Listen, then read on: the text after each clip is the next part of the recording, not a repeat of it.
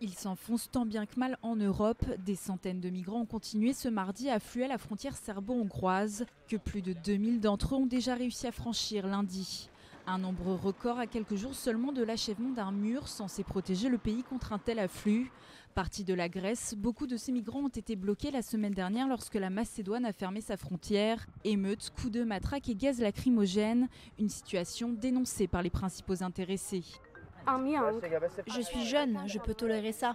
Mais qu'en est-il de ces bébés? Nous les avons portés, nous leur avons dit que nous avions des bébés, des personnes âgées.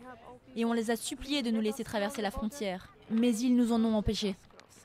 Les plus chanceux ont réussi à passer en Serbie, puis sont entrés en Hongrie en longeant une voie ferrée transfrontalière. Mais ils ne sont certainement pas au bout de leur peine. La chancelière allemande Angela Merkel a admis ce mardi que la situation n'était pas digne de l'Europe. Le président François Hollande a lui défendu l'espace Schengen. Certains voudraient nous faire croire que le rétablissement des frontières nationales serait une solution miracle.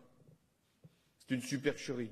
Nous devons répondre aux urgences humanitaires, il y en a, organiser l'accueil, assumer nos obligations en matière d'asile, mais aussi raccompagner les migrants déboutés et lutter contre toutes les filières criminelles de passeurs. Pour l'heure, c'est la solution militaire qui semble prévaloir. La Bulgarie, qui a érigé une clôture de 30 km sur sa frontière avec la Turquie, a envoyé des véhicules blindés à ses postes frontières avec la Macédoine. L'armée autrichienne va, elle, déployer plus de 500 soldats pour aider la Hongrie à gérer les migrants.